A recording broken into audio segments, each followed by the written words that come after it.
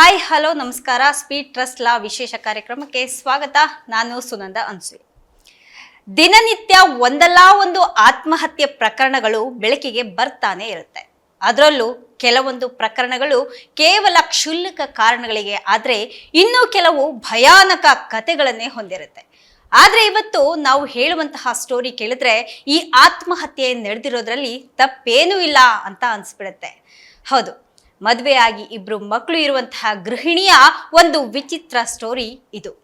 ತಾನೇ ಪರಿಚಯ ಮಾಡಿದಂತಹ ಸ್ನೇಹಿತೆ ತನ್ನ ಪ್ರಿಯಕರನ ಜೊತೆ ಪಲ್ಲಂಗದಲ್ಲಿ ಇರೋದನ್ನ ಕಂಡು ವಿವಾಹಿತ ಮಹಿಳೆ ಆತ್ಮಹತ್ಯೆಗೆ ಶರಣಾಗಿರುವಂತಹ ಘಟನೆ ಬೆಂಗಳೂರಿನ ಬಸವೇಶ್ವರ ನಗರದ KHB ಅನ್ನೋ ಕಾಲೋನಿಯಲ್ಲಿ ನಡೆದಿದೆ.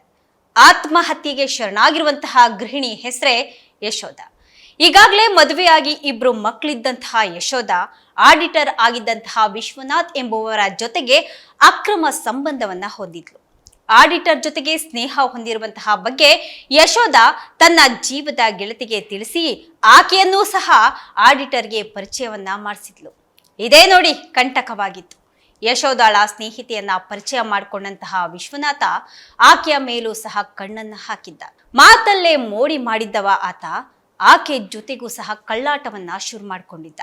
ಇದನ್ನ ಕಣ್ಣಾರೆ ಕಂಡಂತಹ ಯಶೋಧ ಪ್ರಾಣವನ್ನೇ ಕಳೆದುಕೊಂಡಿದ್ದಾಳೆ. ಯಶೋಧಾಗೆ 2 ಮಕ್ಕಳು, ನೆಮ್ಮದಿಯ ಸಂಸಾರ ಕೂಡ ಇತ್ತು. ಆದ್ರೆ ಈ ಯಶೋಧಾಗೆ ಆಡಿಟರ್ ವಿಶ್ವನಾಥ್ ಎನ್ನುವಾತನ ಮೇಲೆ ಲವ್ ಆಗಿತ್ತು. ಇಬ್ಬರದ್ದು ಸಹ ಅಕ್ಕಪಕ್ಕದ ಮನೆ ಆಗಿದ್ರಿಂದ ಕಣ್ಣಲ್ಲೇ ಸಂಬಂಧ ಕುದುರ್ಕೊಂಡಿತ್ತು. 7 ವರ್ಷದಿಂದ ತುಂಬಾನೇ ಸಲುಗಿಯಿಂದ ಜೋಡಿ ಹಕ್ಕಿಗಳು ಪ್ರೀತಿ ಹೆಸರಲ್ಲಿ ಹಾರಾಡ್ಕೊಂಡು ಇದ್ರು. ಆದ್ರೆ ಇತ್ತೀಚೆಗೆ ಯಶೋಧ ತನ್ನೊಬ್ಬಳು ಸ್ನೇಹಿತೆಯನ್ನ ಈ ಪ್ರಿಯಕರ ವಿಶ್ವನಾಥನಿಗೆ ಪರಿಚಯ ಮಾಡಿಕೊಟ್ಟಿದ್ಲು. 7 ವರ್ಷದಿಂದ ಯಶೋಧ ಜೊತೆಗೆ ಸಲುಗೆಯಿಂದ ಇದ್ದಂಥವನು ಇತ್ತೀಚೆಗೆ ಯಶೋಧ ಸ್ನೇಹಿತೆ ಜೊತೆ ಕದ್ದು ಮುಚ್ಚಿ ತಿರುಗಾಡ್ತಾ ಇದ್ದ. ಇದರಿಂದ ಅನುಮಾನಗೊಂಡಂತಹ ಯಶೋಧಾಳಿಗೆ ತಾನೇ ಪರಿಚಯ ಮಾಡಿಸಿದಂತಹ ಸ್ನೇಹಿತೆಯೇ ಆಡಿಟರ್ ಜೊತೆಗೆ ಸಂಬಂಧ ವಿರಿಸಿಕೊಂಡಿರುವಂತಹ ಬಗ್ಗೆ ಮಾಹಿತಿ ಕೂಡ ಸಿಕ್ಕಿದೆ. ಮೊನ್ನೆ ರಾತ್ರಿ ವಿಶ್ವನಾಥ್ ಹಾಗೆ ತನ್ನ ಸ್ನೇಹಿತೆ ಬಸವೇಶ್ವರ ನಗರದ KHB ಕಾಲೋನಿಯಲ್ಲಿ ಓಯೋ ಚಾಂಪಿಯನ್ ಕಂಫರ್ಟ್ ಅನ್ನೋ ಲಾಡ್ಜ್ನಲ್ಲಿರೋದು ಗೊತ್ತಾಗಿದೆ. ತಕ್ಷಣ ಯಶೋಧ ಲಾಡ್ಜ್ಗೆ ಹೋಗಿ ನೋಡಿದಾಗ ಇಬ್ರು ಸಹ ರೆಡ್ ಹ್ಯಾಂಡ್ ಆಗಿ ಸಿಕ್ಬಿದ್ದಿದ್ದಾರೆ. ಬಳಿಕ ಗಲಾಟೆ ಮಾಡಿಕೊಂಡು ಆಡಿಟರ್ ಮತ್ತೆ ಸ್ನೇಹಿತೆ ಇದ್ದಂತಹ ರೂಮ್ ಪಕ್ಕದಲ್ಲೇ ಮತ್ತೊಂದು ರೂಮ್ ಅನ್ನ ಬುಕ್ ಮಾಡಿಕೊಂಡು ಅಲ್ಲೇ ಫ್ಯಾನಿಗೆ ಮೇಲಿನಿಂದ ನೇಣನ್ನ ಬಿಗಿದುಕೊಂಡು ಆತ್ಮಹತ್ಯೆಗೆ ಶರಣಾಗಿದ್ದಾಳೆ. ಕೆಲ ಸಮಯದ ಬಳಿಕ ವಿಶ್ವನಾಥ್ಗೆ ಮೊಬೈಲ್ ಕರೆ ಬಂದಿದೆ.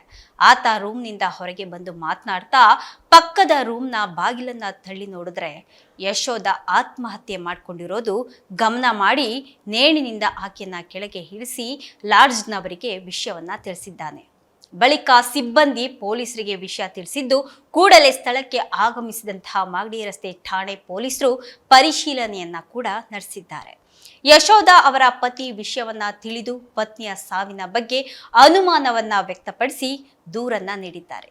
ಅವರ ದೂರಿನ ಆಧಾರದ ಮೇಲೆ ಪ್ರಕರಣವನ್ನ ದಾಖಲಿಸಿಕೊಂಡಿರುವಂತಹ ಪೊಲೀಸರು ಮುಂದಿನ ಕ್ರಮವನ್ನ ಕೈಗೊಂಡಿದ್ದಾರೆ.